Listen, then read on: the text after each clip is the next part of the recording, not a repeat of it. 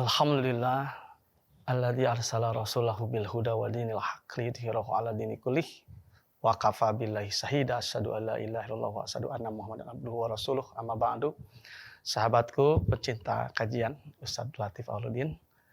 Tema kita kali ini kita akan membicarakan suatu ilmu yang berkaitan dengan ulumus syariah, ilmu syariah, dan ini termasuk bagian dari ilmu metodologi, ya, kaidah-kaidah untuk bekal seorang mujtahid. Dan bagi kita orang-orang yang belajar usul fikih dan kaidah fikih itu sangat penting agar kita menjadi orang-orang yang bisa memahami hukum dengan metodologis, dengan pendekatan keilmuan. Nah, kita akan masuk ke suatu ilmu yang disebut dengan kaidah fikih, ya. Perlu kita ketahui pembedaan antara kaidah usuliyah dengan kaidah fikih, ya. Antara usul fikih dengan kaidah fikih, ya.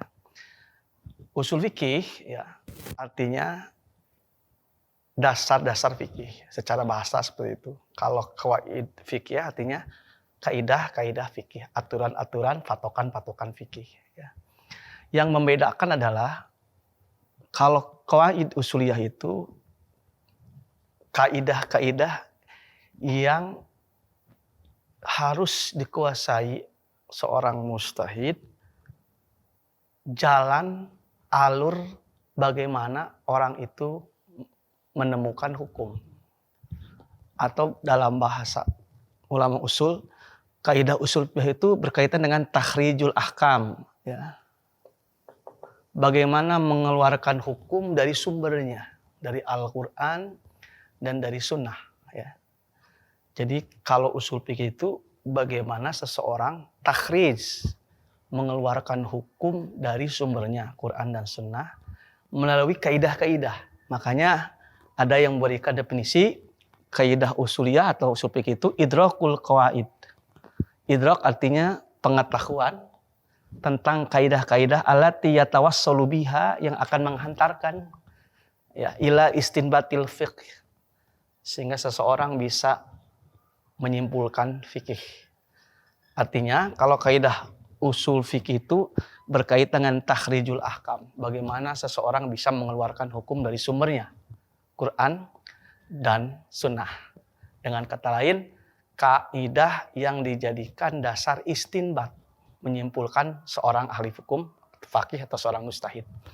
Sementara kaidah fikih ini, ya, dia didefinisikan banyak istilah. Yang pertama al-amrul kuli, misalkan Tajuddin As-Subuk memberikan pengertian perkara yang sifatnya kuli, menyeluruh, general, ya.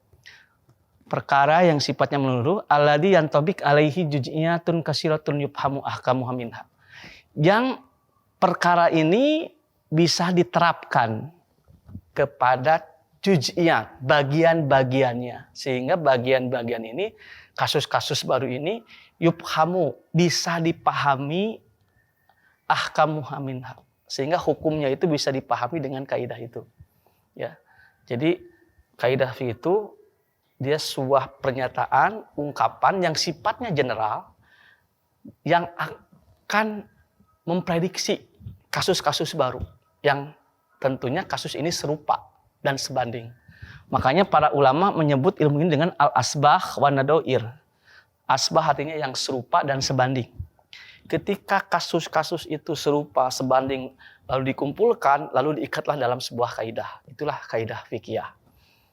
Ada juga yang memberikan definisi qadiyah. Qadiyah artinya ketentuan, ketetapan yang sifatnya sama, menyeluruh, muntabiqah ala jami'i juz'iyatiha, yang bisa diterapkan, diaplikasikan kepada bagian-bagian masalah itu, ya. Jadi kaidah fikih ini pernyataan, kesimpulan-kesimpulan, postulat-postulat para ulama fikih, ya, dalam kasus-kasus yang berserakan lalu dihimpun jadilah sebuah kaidah.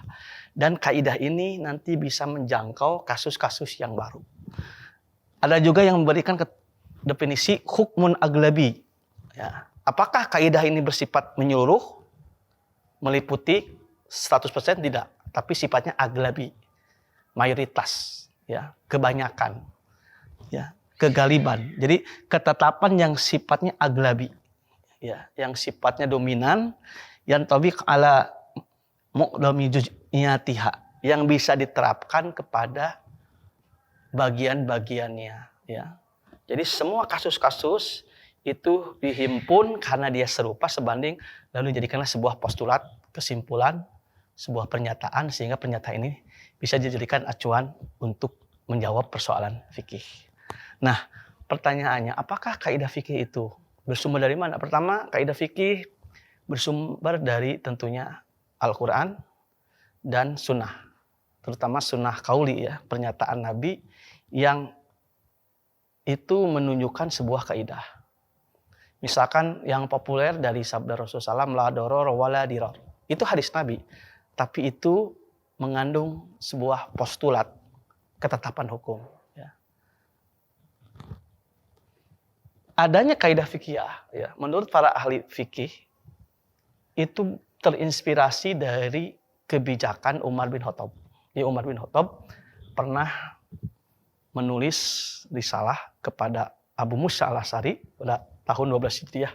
Yang isi risalah itu adalah Ya'rif al-amsal, ketahuilah al-amsal, ya, yang serupa, wal asbah, dan yang sebanding. Jadi bagi seorang hakim, ya, bagi seorang mufti harus bisa menelaah kasus-kasus yang serupa dan sebanding. Wakisil umur binado iriha, lalu kiaskanlah, bandingkanlah perkara itu sesuai dengan bandingannya. Jadi sebenarnya kaidah fikih ini terinspirasi dari pernyataan Umar bin Khattab, bagi seorang hakim, seorang mufti harus bisa memetakan kasus-kasus baru itu dengan kasus yang serupa, sehingga diikat dalam satu kaidah. Itulah kaidah fikih. Nah, akhirnya kaidah fikih ini lahirlah dari para ulama mazhab sehingga melahirkan beberapa kaidah. Nah, ini yang terkenal adalah Al-Qawaidul Khams, kaidah yang 5, disebut dengan panca, 5 kaidah yang sifatnya kuliah. Ini bisa diterapkan dalam menyelesaikan kasus-kasus fikih, ya. Contoh kaidah yang 5 ini terkenal, ya, terutama di mazhab Syafi'i. Yang pertama, al-umuru bimaqasidiha. Setiap perkara tergantung maksudnya, tujuannya. Dari kaidah ini lahirlah kaidah-kaidah turunannya. Nanti kita akan kaji. Yang kedua, al-yaqinu la yuzalu bisak. Keyakinan itu tidak bisa dihilangkan, dikalahkan dengan keraguan, ya. Dari kaidah ini lahirlah kaidah-kaidah turunannya. Yang kedua, ad-daruru yujalu. Setiap yang merusak, setiap yang madorot yujalu, harus diantisipasi, harus dihilangkan.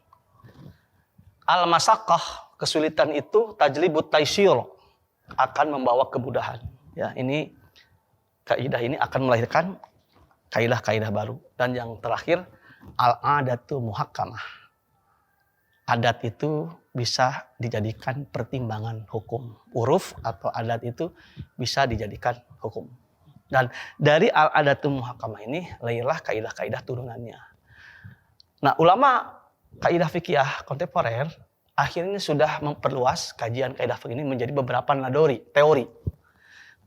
Dari kaidah menjadi nadoriyah. Pertama, nadoriyatul ba'is, ya, teori tentang motif, tentang niat, ya. Yang kedua, nadoriyatul iradah, at-ta'bir al-iradah, teori tentang bagaimana mengungkapkan kehendak, ya. Yang ketiga, nadoriyatul mura'atul masalih, kaidah tentang bagaimana pentingnya menjaga kemaslahatan. Di nadoriyah ini yang berkaitan dengan maslahah. Yang kelima, nadoriyah al-uruf, al-istishab. Yang keempat, teori tentang istishab. Ya, boleh seseorang mengambil teori al-istishab. Yang kelima, nadoriyatul uruf, kaidah tentang uruf. Yang keenam, nadoriyatul istihad. Istihad pun ada kaidah-kaidah. Dan yang ke-7, nadoriyah ad-darurah, teori tentang darurat. Sekarang banyak, ya, pertimbangan hukum berdasarkan darurat. Yang ke-7, nadoriyah al-uqud, teori tentang akad transaksi. Ini biasanya penerapannya di wilayah kaidah fikih ekonomi Islam atau muamalah. Yang kedelapan Nadoriyah al-Iltijam. Ya, kesembilan Nadoriyah al-Iltijam, teori tentang kewajiban. Ya. Kesembilan Nadoriyah al-Wilayah, teori tentang kekuasaan. Ya. Dan Nadoriyah ad-Doman, teori tentang pertanggungan atau jaminan. Nah, Nadoriyah ini melahirkan beberapa kaidah fikih yang insya Allah akan menjadi kajian kita. Ini sebagai pengantar saja bahwa kaidah fikih ini salah satu disiplin ilmu yang harus dikuasai oleh seorang mujtahid. Selain usul fikih, kaidah fikih, kaidah-kaidah tafsir dan hadis, maqasid syariah dan sebagainya. Banyak ilmu-ilmu yang berkaitan dengan seorang mujtahid. Kaidah fikih salah satu disiplin ilmu yang harus dikuasai oleh seorang ketika menyimpulkan hukum. Dan kaidah fikih ini tentunya sangat simpel. Ya. Kenapa? Karena kaidah fikih ini hasil dari sebuah al-istiqra', penelitian dari berbagai nas-nas sehingga menjadi sebuah postulat hukum. Memang ini bukan sabda Nabi, bukan firman Allah, tetapi ungkapan ini al-umuru bimaqasidiha al-yakinu sampai al-adatul muhakamah dan kaidah-kaidah fikih lainnya turunannya itu semua berdasarkan nas, berdasarkan kesimpulan dari berbagai nas, sehingga kaidah fikih ini menjadi sebuah metodologi hukum Islam di samping usul fikih. Itu sebagai pengantar, mudah-mudahan kita akan mengkaji ini ya, terutama kaidah 5 yang ini menjadi kaidah pokok, yaitu al-umuru bimaqasidiha al-yaqinu la yujalu bisak ad-darur yujalu al-masaqah taljib tasir al-adatul muhakamah. Dan nanti kita akan fokus mengkaji kaidah-kaidah fikih dalam penerapannya dalam kajian ekonomi Islam atau ekonomi syariah. Sekian, mudah-mudahan ada manfaatnya. Assalamualaikum warahmatullahi wabarakatuh.